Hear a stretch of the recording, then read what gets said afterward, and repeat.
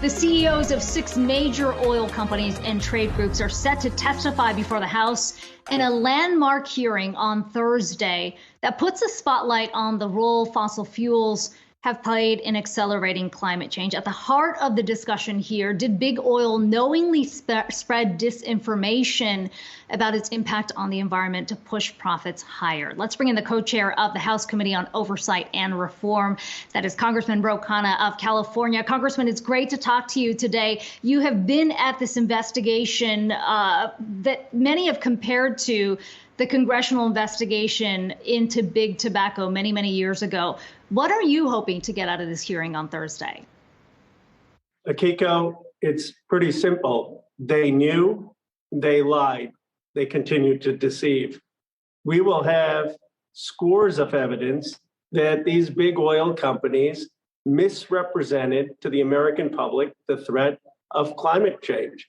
They cast doubt and uncertainty, even though they had scientists in their own company telling them that climate change and climate crisis was going to be catastrophic, and that they continue to engage in a pattern of deception. You're right to compare it to the big tobacco hearings. I mean, it sounds like in many ways you've already reached the conclusion about how big oil companies, in your words, sort of peddle disinformation. But what are some key questions you're looking to get out of these oil majors? Because it is rare to get all of the executives in the same room testifying before the House. Yeah, so it's not me who's reached the conclusions. It's people like Naomi Oreskes, who's written a brilliant book, Merchants of Doubt, and many different researchers, and it's all in the public record. But this is the first time that these big oil executives are going to be testifying under oath, even in the litigation that hasn't happened yet. And so we have a lot of questions. Do they acknowledge the misrepresentations? What are they doing to prevent third parties from spreading misinformation? What are their plans to actually tackle currently the climate crisis? What are their own scientists telling them about the climate crisis? What are the documents that they rely on to make their determinations on climate? And all of these things need to come out, and they need to be answering these questions under oath. Yeah, Congressman, I mean, when we think about, I guess, repercussions from all this, how do you look at maybe what penalties should exist there, and whether or not right now is the right time to be penalizing oil companies? As you know, this shift in the Build Back Better plan and everything else, the shift to green energy, a lot of people are highlighting right now that, you know, given the supply issues in the energy space, prices at the pump have been going up. You don't want to move too quickly, as it could kind of damage the idea of this shift to green energies, and people on the fringe and the moderate camp could see that as maybe a negative and really withdraw their support for some of this green push here. So how do you look at maybe all of that fitting in? Zach, it's a very thoughtful question. First, the big issue I have with the big oil companies is that they're lying about the climate science. That has nothing to do with the price at the pump. They should be honest and tell the truth. But to your question, the price at the pump is an issue. It's an issue in my district. Now, having new oil development, which would take years to actually happen, isn't going to bring down prices immediately. What could bring down prices is the president tapping the strategic petroleum oil reserve, the president being tougher on Saudi Arabia and OPEC, and the president is considering that.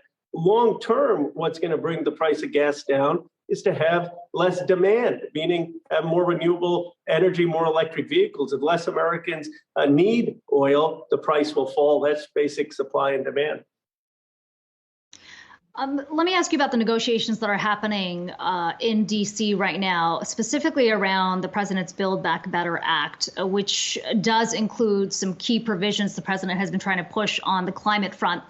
We're days out from the UN climate change conference, and you were quoted as saying that you had a conversation with President Biden who said, I need this to, an agreement at least to be had in place so that he can take that to world leaders in Glasgow to say, in fact, the U.S. is still leading on this conversation. How optimistic are you about this? And to what extent do you think the president's hand has been weakened by the infighting that has happened within the party on some of these issues?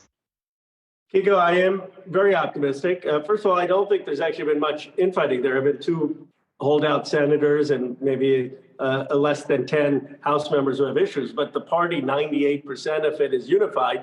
I acknowledge it's been a challenge to get the remaining 2% on board, but The president has made tremendous progress this week, as is the speaker. I believe he will have a deal that we can all count on before he leaves. At least that's what progressives are working towards. It's hard to pass major legislation when you have 50 votes in the Senate, not a single Republican voting for it, and a slim House majority. So I give the president a lot of credit for his leadership in a very divided country. Do you think if the president doesn't have an agreement in place by the time he goes to Glasgow, that weakens the credibility of the U.S. when there are a lot of questions around the world about whether, in fact, the U.S. is serious this time around about taking on climate action?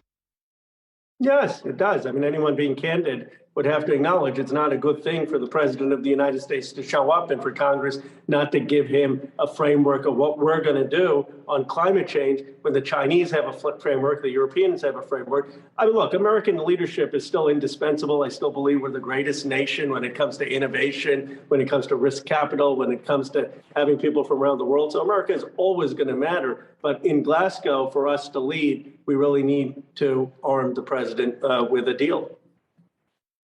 Well, I mean, there's a lot of topics we're hitting here, Congressman, and obviously the area that you represent there in the heart of Silicon Valley, it's been talked about a lot recently in regards to the protections there when it comes to customers of these platforms. Of course, the Facebook papers, it's been well documented recently, but they're not the only ones, and we're hearing that now in a hearing in Congress, the Senate Subcommittee on Consumer Protection, Product Safety, and Data Security. I just want to play a little bit of what we heard there in terms of not just Facebook, but other companies also, Snapchat, taking this issue on. Take a listen.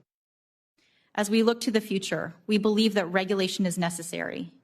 But given the different speeds at which technology develops and the rate at which regulation can be implemented, regulation alone can't get the job done.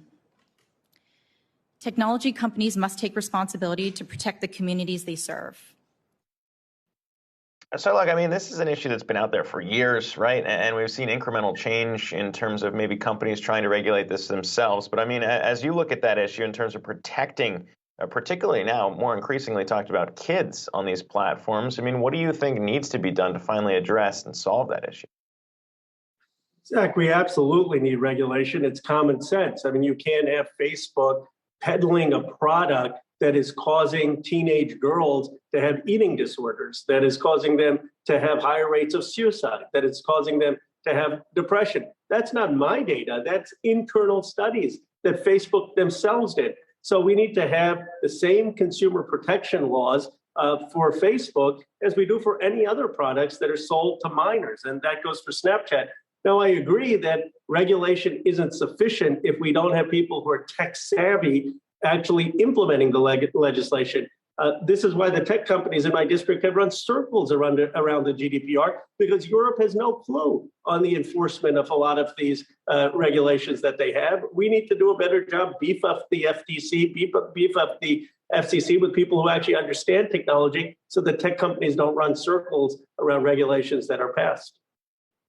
Congressman, I wonder what you make of this divide that we're seeing. On the one hand, these concerns that have been raised by these Facebook papers, but even before that, about these allegations that a company like Facebook is choosing profits over safety, fears about parents, for example, going on a platform like Instagram. And then yet here we are today talking about Facebook's latest quarterly results, profits continuing to push higher, even if it slowed down just a bit. I mean, it feels like there's really no incentive for Facebook to make real changes so long as their business is humming along.